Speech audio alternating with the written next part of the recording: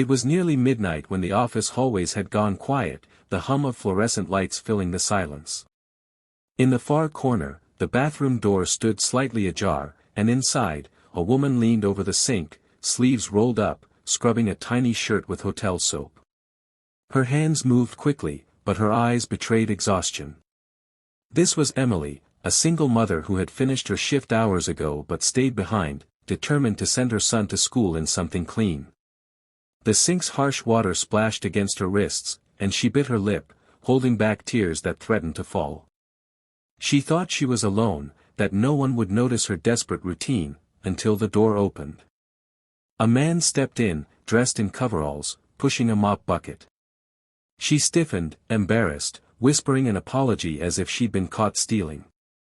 He gave a small nod, pretending to be a janitor, though in truth, he was the company's CEO, undercover for a week to understand the people who worked for him. From the doorway, he watched her rinse and wring out the little shirt, then move on to a pair of socks. Each piece of clothing told a story, the effort of a mother determined to give her child dignity even in the face of hardship.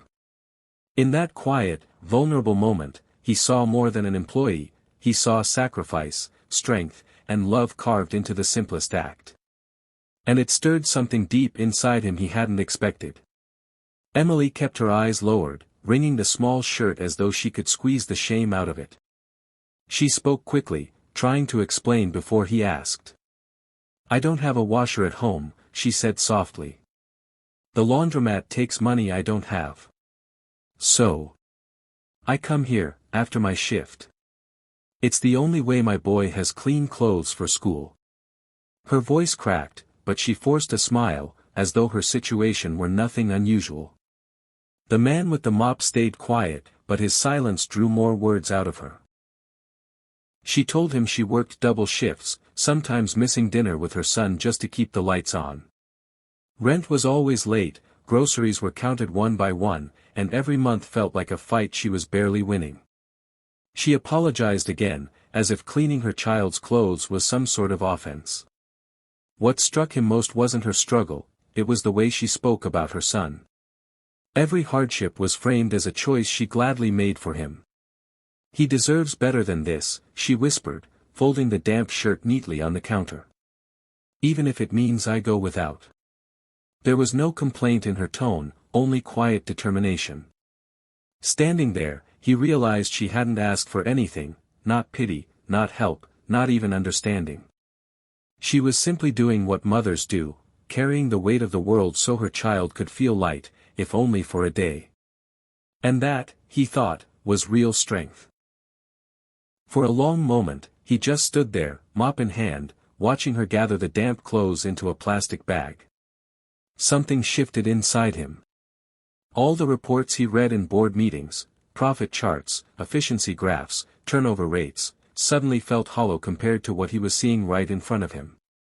Here was a woman working for his company, someone who gave everything she had, not for recognition, not for herself, but for the small boy waiting at home. He realized then that leadership wasn't about making the business run smoother or finding ways to cut costs. It was about people like Emily, the quiet, unseen heroes who sacrificed so much while expecting nothing in return. She was stronger than any executive he had ever met, carrying burdens heavier than most would ever know, yet still smiling when she spoke of her son. A thought struck him hard: how many others in his company had stories like hers? How many struggles remained invisible beneath pressed uniforms and polite greetings?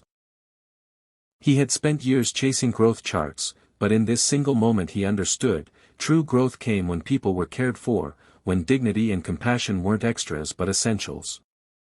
As Emily tied the bag shut and thanked him again for looking the other way, he felt a lump in his throat. She thought he was just a janitor, a stranger passing by. But to him, she had become a mirror, showing what real courage, sacrifice, and love looked like. And he knew he couldn't walk away unchanged. The next morning, Emily was called into a meeting she hadn't expected. Her stomach tightened as she stepped into the conference room, where several employees were already gathered. At the head of the table sat the man she had mistaken for a janitor the night before, but now he was dressed in a sharp suit, his presence commanding the room. Confusion washed over her as whispers spread among the staff. He stood and spoke with calm authority. "Last night, I saw something that changed me," he began. Emily's face drained of color, her heart pounding. She was certain she was about to be reprimanded, maybe even fired, for what she had done. She lowered her eyes, bracing herself. But then his voice softened. "Emily, you thought you were alone, doing what you had to do for your son. What I saw was not weakness, it was strength. It was love." He paused, letting the room fall silent. "And no parent working here should ever feel they have to struggle that way." Emily looked up, stunned, as he continued. The company would cover her rent for the next year. A washer and dryer would be delivered to her home that week. Most importantly, her son's schooling would be fully supported, so she could focus on building a future without constant fear. For a moment, she couldn't move. Then the weight she had carried for so long broke into tears she could no longer hold back. The room erupted in applause, but Emily simply pressed her hands to her face, overwhelmed by a kindness she never expected. Weeks later, life looked different for Emily. Gone were the late nights bent over a sink, scrubbing clothes until her hands ached. In her small apartment, the steady hum of a new washer and dryer filled the air, a sound she never thought would bring her so much peace. Her son, Noah, ran through the doorway after school, his shirt crisp and clean, his smile brighter than ever. He threw his backpack down and wrapped his arms around her waist, laughing as if the world had finally grown lighter. Emily held him close, her heart swelling. For the first time in years, she could breathe without the constant weight of, "what if," pressing on her chest. There was food in the fridge, rent paid on time, and the certainty that her boy's education was secure.